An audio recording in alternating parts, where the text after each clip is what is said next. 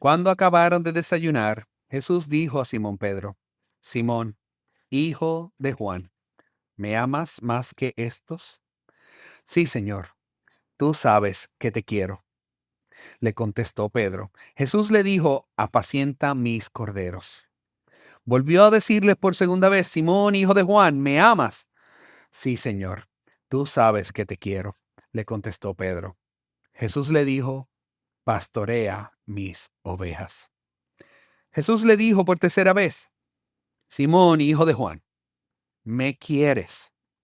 Pedro se entristeció porque la tercera vez que le dijo: ¿me quieres? Y le respondió: Señor, tú lo sabes todo. Tú sabes que te quiero. Apacienta mis ovejas, le dijo Jesús. En verdad te digo que cuando eras joven te vestías y andabas por donde quieras, pero cuando seas viejo extenderás las manos y otro te vestirá y te llevará a donde no quieras. Esto dijo, dando a entender la clase de muerte con que Pedro glorificaría a Dios. Y habiendo dicho esto, le dijo: sígueme. Pedro, volviéndose, vio que le seguía el discípulo a quien Jesús amaba, el que en la cena se había recostado sobre el pecho de Jesús y le había preguntado: Señor, ¿quién es el que te va a entregar? Entonces Pedro, al verlo, dijo a Jesús: Señor, ¿y este qué? Jesús le dijo: si yo quiero que él se quede hasta que yo venga, ¿a ti qué? Tú sígueme.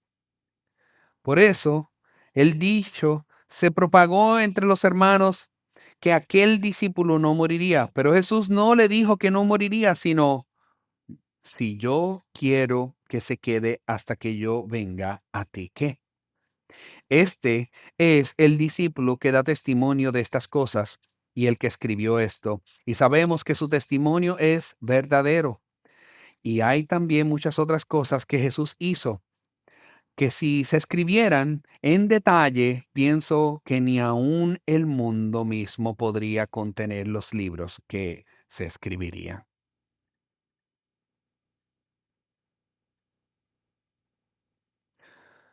Amados, hay una película que yo no sé si ustedes la han visto, se llama El Rey León, The Lion King.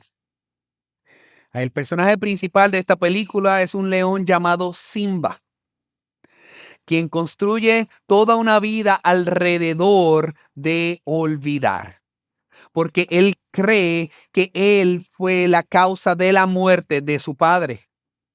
Así que él se autoexilia a sí mismo para enterrar el recuerdo, silenciar su culpa, y se rodea de suficiente ruido como para no tener que pensar. Y él dice: Hakuna Matata. Qué frase maravillosa. Hakuna Matata. Significa no preocupaciones por el resto de tu vida. Hakuna Matata es nuestra filosofía, es nuestra manera de vivir.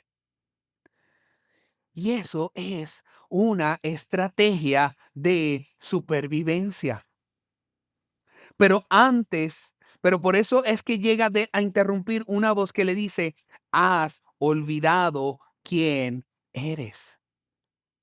Simba no solo buscaba el perdón, él necesitaba restauración.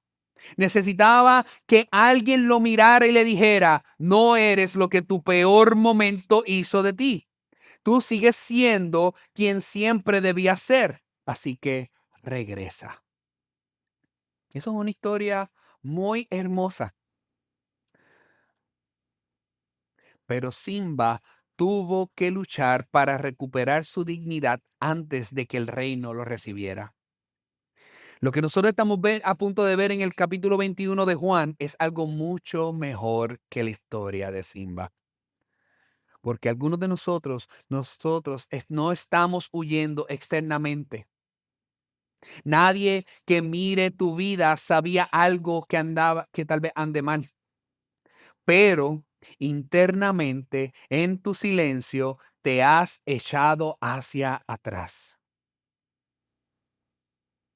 a patrones antiguos, de vuelta a una distancia espiritual que nunca has podido nombrar del todo, de vuelta a una versión más pequeña, más manejable de tu vida, después de un fracaso, después de una decepción, después de que seguir a Jesús, el costo era más de lo que tú esperabas. Y la pregunta debajo de todo eso es una que nosotros no sabemos muy bien cómo hacer.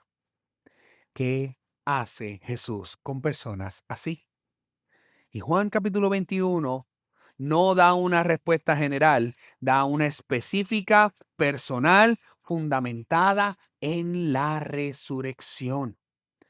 Aún en la orilla tranquila, cuando el sol apenas está comenzando a salir en la mañana, con un fuego de carbón ya encendido, el mismo tipo de fuego que ardía la noche que todo se derrumbó, Jesús mira a un hombre que falló públicamente, dolorosamente y recientemente. Y no lo expone, no lo interroga, no lo separa, le hace una pregunta. El Cristo resucitado restaura a todo discípulo quebrantado por medio de una pregunta que solo el amor puede responder y lo envía a una misión que solo la gracia puede sostener. Este pasaje pone delante de nosotros dos realidades sobre la resurrección, que tiene el poder de recuperar el amor que nosotros hemos retenido de Cristo y redirigir la misión que nosotros hemos estado demasiados distraídos para nosotros perseguir. La pregunta ahora que restaura y vuelve a encender nuestro amor, nosotros lo vemos en los versos 15 al 17. Hay un olor peculiar que Pedro no puede removerse. Está en la orilla del mar de Tiberias, con las manos aún oliendo a pescado, no por la larga noche, porque no llegó a pescar nada, sino por el milagro que ocurrió en la mañana.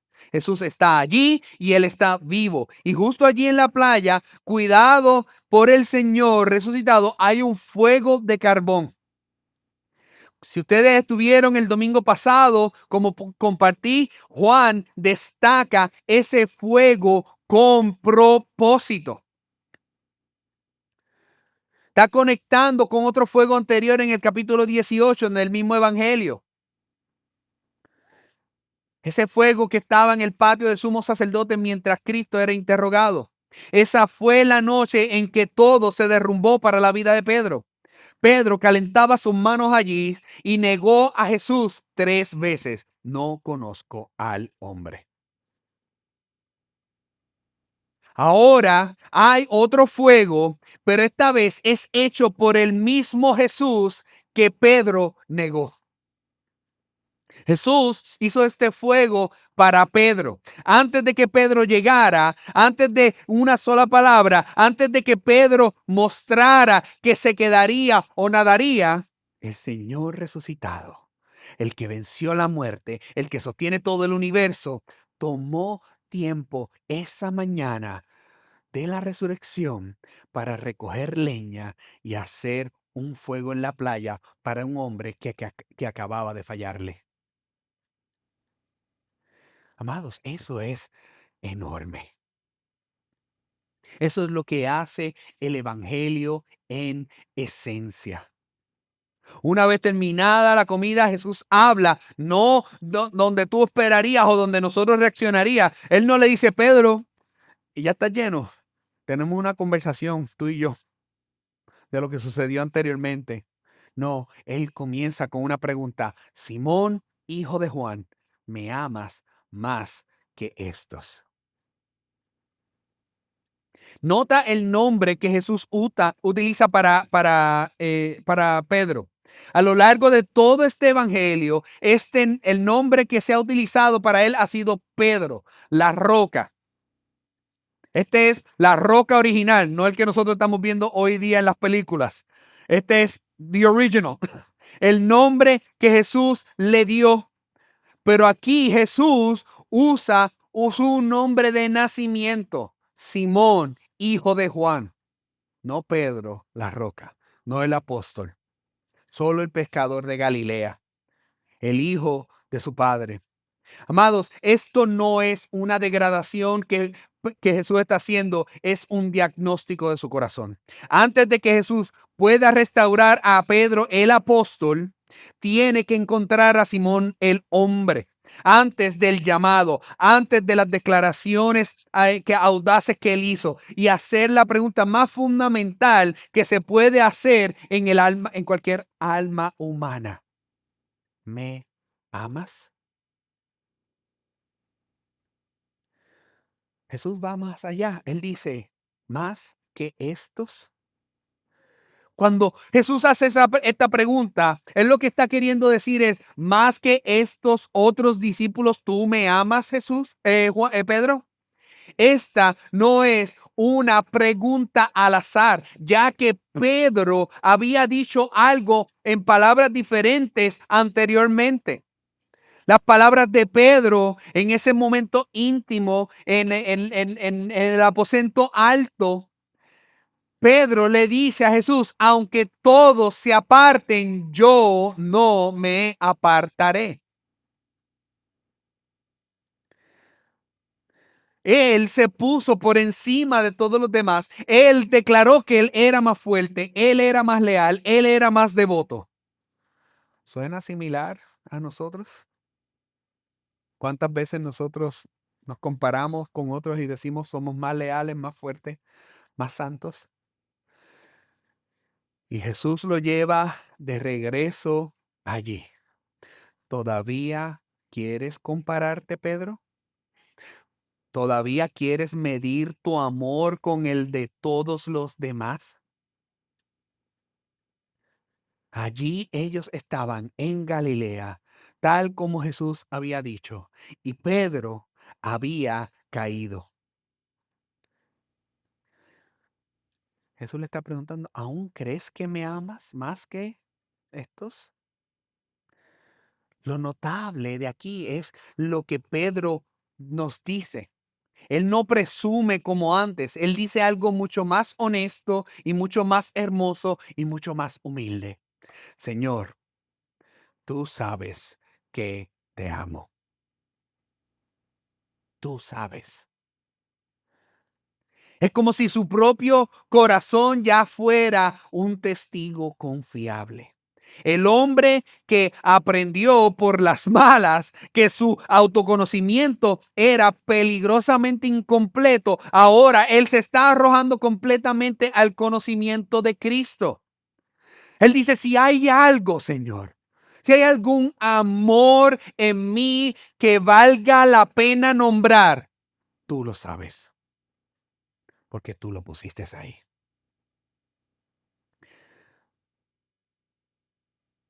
Amado, eso necesita asentarse en su corazón. La mayoría de nosotros vivimos en algún punto entre la presunción de Pedro en el capítulo 13 y su respuesta aquí, que nosotros sabemos que nuestro amor por Cristo es real y nosotros sabemos que es imperfecto y nosotros no estamos seguros de qué hacer con ambas cosas siendo la verdad al mismo tiempo. La respuesta de Pedro es la respuesta que todos nosotros debemos de tener. Señor, tú sabes.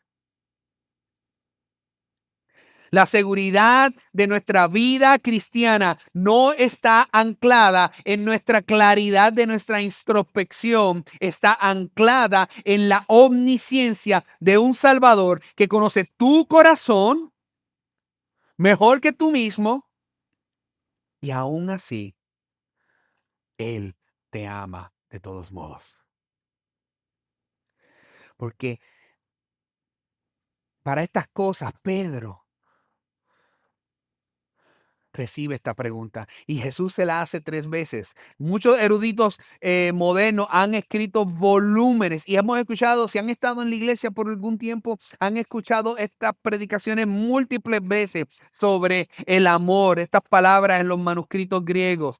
que son diferentes para el amor, que Jesús y Pedro intercambian entre estos versículos. Él utiliza agapao cuando Jesús le pregunta, pero Pedro dice fileo cuando le responde. Hasta el tercer intercambio cuando Jesús cambia para usar la palabra de Pedro. Hay una larga tradición de sermones que han hecho un gran énfasis en estos cambios, como si Pedro, humillado por su fracaso, solo pudiera ofrecer un amor más débil y Jesús amablemente lo encuentra donde él está. Y aunque son unos sermones muy conmovedores, simplemente no es exactamente lo que está ocurriendo en este texto. Juan usa estas dos palabras, agapao y fileo, de manera intercambiable a lo largo de todo el Evangelio de Juan. Él lo utiliza, Jesús lo utiliza cuando él habla del Padre como ama al Hijo. Ambos verbos sirven en esa oración. Él también lo hace cuando Jesús habla de su amor por sus discípulos amados y utiliza intercambiablemente estas dos palabras de amor. A Juan le encanta variar estas palabras a propósito y es su estilo artístico de escritura. El intercambio entre agapao y fileo, junto con palabras como para conocer, apacentar ovejas, construye un cuadro para nosotros muy rico y lleno de muchas capas que se superponen hermosamente.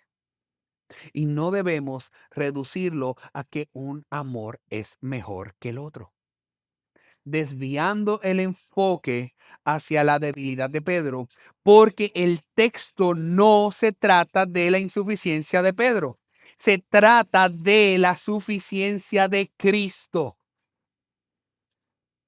La razón por la que Jesús pregunta 3 veces no es para hacer un punto léxico, es para hacer un punto quirúrgico.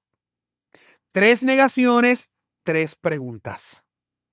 No porque Jesús está echando alcohol a la herida, sino porque la gracia, cuando está haciendo su obra más profunda, no pasa por alto las heridas, va directamente a ellas. 3 veces Pedro dijo, no conozco a este hombre, junto a un fuego de carbón. Ahora 3 veces Jesús pregunta, ¿me amas? Junto a otro fuego. Cada pregunta llena un vacío que ha sido cavado por una negación. Cada respuesta cubre la traición que Pedro expuso. Jesús no está procurando torturar a Pedro, lo está sanando. Y la sanidad que va lo suficientemente profunda como para durar, a veces duele en el proceso, para prevenir que continúe infectándose y haciendo más daño. Si alguna vez te has preguntado por qué Jesús parece no dejar pasar ciertas cosas, porque el Espíritu sigue llevándote de vuelta al mismo fracaso, a la misma conversación que tú quieres evitar, al mismo momento donde surgió la cobardía, donde surgió la crueldad o comprometiste tus convicciones. Amados, esta es la razón. No es para condenarte, es para sanarte, es para cubrirte, es para restaurarte. El Cristo resucitado no deja ninguna mancha en las páginas de tu historia. Él las cubre completamente, sin dejar ni siquiera una cicatriz. Para la tercera pregunta, ya Pedro está triste. Y esa palabra en el original tiene peso, porque es un dolor que se abre inmensamente como si fuera un dolor del corazón. No dice que está siendo irritado, no dice que está confundido, dice que está triste. Podemos decir que está extremadamente triste. Es la misma palabra usada en este mismo evangelio cuando dice pero para la tristeza de los discípulos por la partida de Jesús. Esto no es para una nota emocional casual, es el narrador de este evangelio diciéndote que algo ha sido quebrantado en Pedro, algo que necesitaba quebrantarse. Y es de esa tristeza que sale la oración más honesta que Pedro haya dicho en este evangelio. Señor, tú lo sabes todo. Tú sabes que te amo. Si ven, esta tercera vez ya el sí ha sido omitido y ha desaparecido. Solo queda, Señor, tú lo sabes todo. Tú sabes que te amo.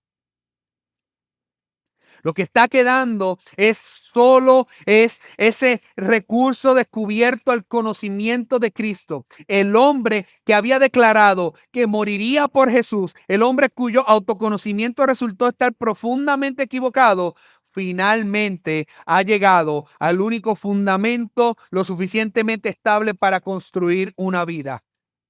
Tú sabes. Amados, así suena nuestro arrepentimiento. Porque no se trata de desempeño, no se trata de castigarte a ti mismo, no es un plan para tú mejorar. Es solo el alma apelando al único conocimiento cuyo es perfecto. Y está siendo encontrado por ese conocimiento perfecto. No, quien lo está haciendo no es un juez esperando a emitir un veredicto, sino el gran pastor esperando a volver a comisionar a otro pastor. Apacienta mis ovejas. 3 veces pregunta, 3 veces lo comisiona. Apacienta mis ovejas. Pastorea mis ovejas. Apacienta mis corderos. Amados, no podemos escuchar estas 3 comisiones como una descripción estrecha del trabajo. Escucha esta obra completa, exigente, hermosa y cuidadosa de lo que es el cuidado pastoral. Y si notas la voz posesiva cada vez, mis corderos, mis ovejas, no los tuyos, Pedro. Las ovejas le pertenecen al pastor que derramó su sangre por ellas. Todo le pertenece a Cristo. Cada uno de nosotros, yo estoy aquí y cada pastor alrededor de todo el mundo es un subpastor. De todas las generaciones, desde ese momento, somos nosotros mayordomos, no dueños. Esa palabra mío es simultáneamente un llamado más humilde que un pastor puede escuchar y a la misma vez también tan liberador, amados. Es humilde porque elimina toda tentación para nosotros construir un ministerio alrededor de uno mismo. El liberador, porque el peso de todas las almas no descansa solamente en mí, solo descansa en el gran pastor. El príncipe de los pastores carga ese peso. Amados, miren, la comisión y la pregunta son inseparables. Jesús nos dice, aquí está tu descripción de trabajo. Él dice, ¿me amas? Apacienta mis ovejas. Todo servicio, esto no es solo para pastores, esto es todo servicio que está arraigado en el amor de Cristo, entonces es un genuino servicio. El momento en que tu servicio, en que tu ministerio se trata más del ministerio que de aquel que te lo dio, ya has comenzado a perder aquello que fue tan valioso. Así que déjame preguntarte lo que Jesús le preguntó a Pedro. No te quiero preguntar, ¿estás desempeñándote lo suficientemente bien? Tampoco quiero preguntarte, ¿Te has recuperado de tu fracaso? La pregunta es esta. ¿Lo amas? Quizás esa pregunta cae en un lugar bien complicado de tu vida ahora. Tu amor por Jesús puede ser real, aunque se haya sentido frío o distraído últimamente o nublado por algo que amas demasiado. Amados, eso no te descalifica como su hijo. Pero el reconocerlo, esto es lo que es una verdadera humildad. ¿Por qué? Porque el amor de Pedro era real, pero también era inconstante. Y aún de esas ambas formas, Jesús sabía que él lo amaba. Y aún así, de manera imperfecta, como Pedro amaba a Jesús, Jesús lo amó perfectamente a él. Para todos nosotros, el pastor experimentado y el discípulo que tropieza y el que aún no ha salido de la barca, la pregunta sigue siendo la misma y la gracia detrás de ella misma también. ¿Me amas? Amados, esa es la pregunta que el Jesús resucitado aún nos hace hoy para sanar nuestras heridas y darnos verdadera paz. Pero también la gracia nos llama y nos guía en nuestra misión. Pedro ya está siendo restaurado. Uno pensaría que eso es suficiente para una mañana en la playa. Ya uno diría, ya, el evangelio debería de terminar. ¿Qué más glorioso que esto? Pero la restauración sin dirección no es realmente restauración. Eso lo que trae es solo alivio. Y Jesús no solo le provee alivio a Pedro, sino redefine sus expectativas. Lo que sigue es una de las cosas más impactantes que cualquier ser humano podría escuchar del Señor resucitado en el verso 18. Es el momento en que la conversación comienza a cambiar. Porque ahora no solo estamos hablando de la restauración de Pedro, estamos hablando de la comisión y la restauración y la dirección de trayectoria, de la forma en que toda la vida de Pedro va a tomar. Y lo sorprendente de esto es que Jesús no endulza el mensaje, ni lo oculta, sino que él habla directo. El mismo hombre que una vez le dijo, daré mi vida por ti, y luego no pudo sostenerse junto a un fuego de carbón por unas horas, ahora está siendo informado, ¿sabes qué, Pedro? Verdaderamente vas a morir por mí. No porque Pedro finalmente se volvió lo suficientemente fuerte, sino porque la gracia está a punto de llevarlo más lejos de lo que la autoconfianza jamás podría alcanzar. Amados, esa es la diferencia. Antes el valor de Pedro era muy ruidoso, pero también era superficial. Ahora va a ser silencioso, formado por el Espíritu y bien real. Juan, el autor, se asegura de que no lo pasemos por alto y añade una nota. Jesús dijo esto para indicar con qué clase de muerte Pedro glorificaría a Dios.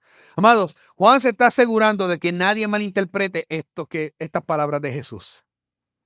La frase extenderás tus manos era entendida clara en el mundo antiguo como una referencia clara a la crucifixión.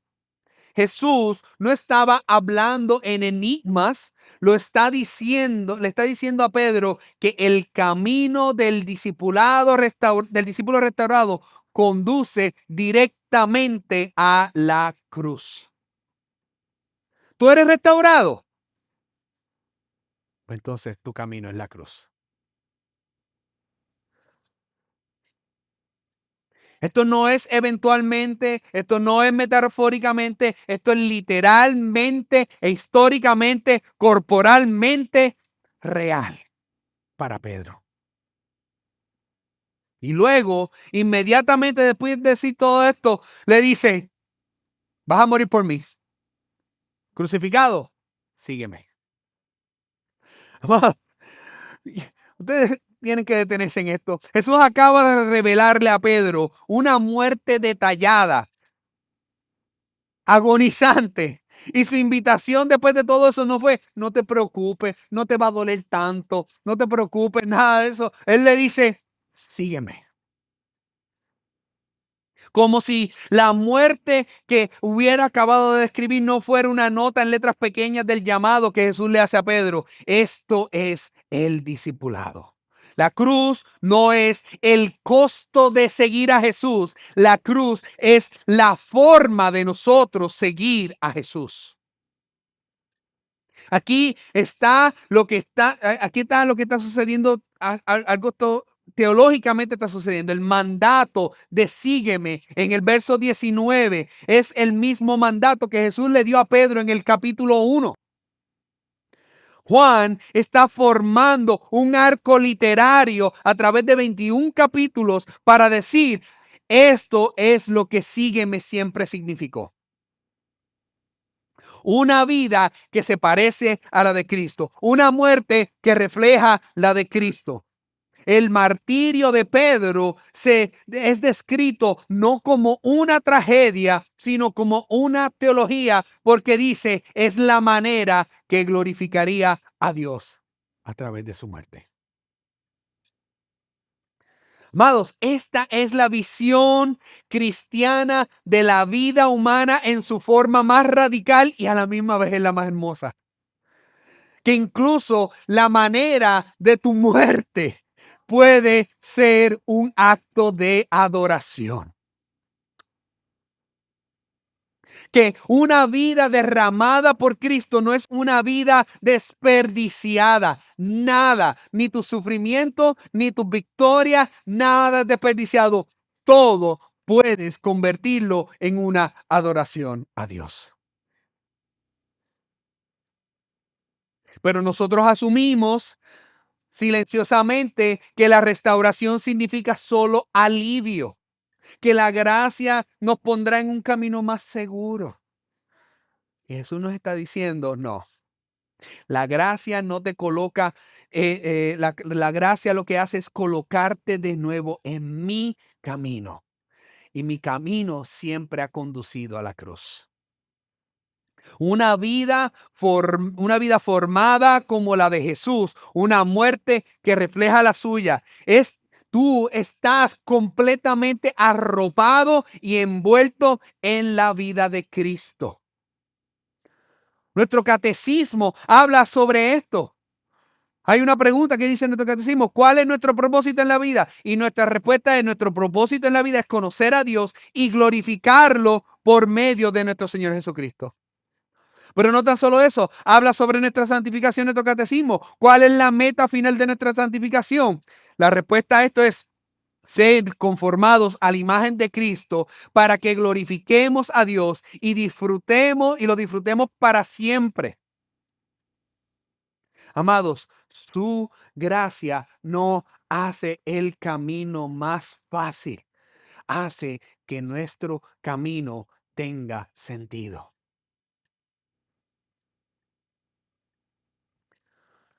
Quiero que escuches lo que Jesús dice acerca de este tipo de vida. Él lo llamó glorificar a Dios. Y por supuesto, nuestro amado Pedro hace lo que Pedro sabe hacer, que te hace decir muchas veces, en serio, mano. Esa es la manera de tú responder. Jesús acaba de decirle la manera en que iba a morir por crucifixión y Pedro lo que hace es mirar hacia el lado y ver a Juan y preguntar, Señor, ¿y qué de este? Amado, yo no lo digo para burlarme de él, lo digo porque yo he hecho lo mismo. Tú has hecho lo mismo. Ese momento en que alguien te habla, define la forma específica y costosa de tu llamado, a cómo debes de responder, y algo en nosotros gira instintivamente y nos lleva hacia la comparación. La comparación, ay, amada iglesia, quiero que entiendas algo, es una de las formas más sofisticadas de idolatría que nosotros podemos practicar. Porque parece tan sublime para nosotros preocuparnos por un hermano, cuando en realidad es el corazón tratando de negociar su salida del camino a lo que Jesús nos ha dado. Y Jesús responde, esta vez con firmeza, y que a la vez es una reprensión y misericordia. Si quieres, y quiero que Él permanezca hasta que yo venga, que a ti. Tú sígueme. Amados, este tú en los manuscritos griegos es muy enfático. Está haciendo tú, Pedro, específicamente, sígueme. No a él, no a la versión del discipulado que parece más manejable, el tuyo, el que yo he formado exactamente para tu vida desde antes de la fundación del mundo. Esto es tan liberador si tú lo recibes. Porque lo que Jesús está afirmando aquí es la soberanía de todo llamado particular que Él ha hecho en cada creyente. Juan viviría décadas más que Pedro. Pedro muere en una cruz. Juan muere en una cama. Amados, y ninguno es más que el otro. Y ninguno es menos que el otro. Ambos son exactamente lo que Jesús quiso. Ambos son extremadamente gloriosos. Y el solo hecho de nosotros querer comparar amenaza con destruir y nosotros rechazar el llamado que Jesús nos ha hecho. Alguien aquí, lo más probable, está cargando en silencio una lucha pesada, a menudo oculta, esta lucha de comparación que no suele anunciarse de manera ruidosa, sino que susurra a nuestro oído, a nuestro corazón, que mide, que observa. Y antes que tú te des cuenta, comienzas a darle forma en cómo ves tu vida, en cómo ves tu llamado, e incluso cómo ves a Dios. Miras hacia tu izquierda y el ministerio de alguien parece más fructífero, parece más visible, parece más impactante. O miras hacia tu derecha y la fe de alguien parece ser más estable, menos interrumpida por dudas o cansancio, con menos compromiso del que está demandando de ti. Y tal vez, de maneras que ni siquiera tú has querido admitir, has comenzado a comparar cómo Dios ha asignado roles y responsabilidades de la manera en que Él te creó, preguntándole por qué tu llamado se siente más costoso, más exigente o más notado. Amados, la comparación no es una lucha pequeña, es un ladrón silencioso. Lo que hace es erosionar tu alma lentamente, no de una sola vez, sino con el paso del tiempo. Lo que hace es robar tu gozo al desviar tus ojos de la gracia que Dios te ha dado y a fijarlos en una vida que Él nunca te llamó a vivir. Lo que hace es tentar a tratar tu propio llamado como insuficiente, como si la fidelidad se midiera por la visibilidad o la facilidad. Y al hacerlo, te coloca en un escenario donde estás constantemente audicionando para un papel que nunca fue el tuyo. Entonces Jesús habla. no con dureza, no con desdén, sino con una claridad liberadora que a ti. Tú, sígueme. Amados, eso no es una reprensión fría, es un rescate lleno de gracia. Tu Salvador te está recordando que tu vida no es un accidente. Los contornos de tu llamado, las relaciones, tus responsabilidades, tus limitaciones, incluso lo oculto, no son detalles que Él dio al azar, que se escaparon de su atención. Han sido diseñados de manera intencional, amorosa y soberana. Él conoce las personas que te ha confiado. Él conoce la obra que se siente invisible. Él conoce los sacrificios que se sienten invisibles. Y no te está pidiendo que vivas la historia de alguien más. Él te está invitando a confiar en Él. Él te está diciendo que confíes en el lugar que Él te tiene, que es precisamente el lugar donde Él será glorificado por medio de ti. No porque sea impresionante a los ojos de otros, sino porque está formado por su sabiduría y está sostenido por su gracia. La libertad de ese momento es profunda, amados. Es liberador, nos libera a nosotros de la comparación, porque está afirmando tu llamado. No tienes que medir tu vida con la de otro. No tienes que cuestionar la sabiduría de lo que se te ha entregado. No tienes que esforzarte para una historia diferente. Eres llamado a seguirlo. Aquí mismo, en tus circunstancias, ahora mismo, en la vida que Él ha formado para ti. Y es en ese lugar donde puedes encontrar gozo otra vez. Después de ese momento, Juan sale por fin detrás de la narrativa y se identifica a sí mismo como el autor en este versículo 24. El Evangelio de Juan no es meramente un documento, es un testimonio. Y el testimonio no solo informa, llama a una respuesta.